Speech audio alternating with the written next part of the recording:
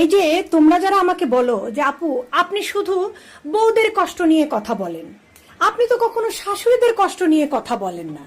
শাশুড়িদেরও তো অনেক কষ্ট আছে, তাই না? শুধু যে বউরা অন্যায় করে তা তো না। তো বন্ধুরা, আজকে আমি তোমাদেরকে শাশুড়িদের একটা খুবই বড় কষ্ট নিয়ে কথা বলবো।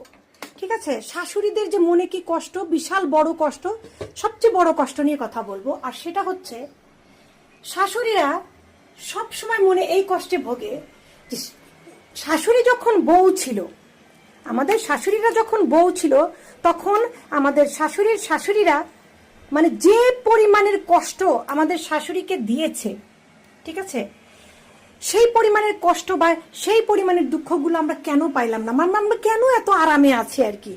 এত আরাম আল্লাহ আমাদেরকে দিছে।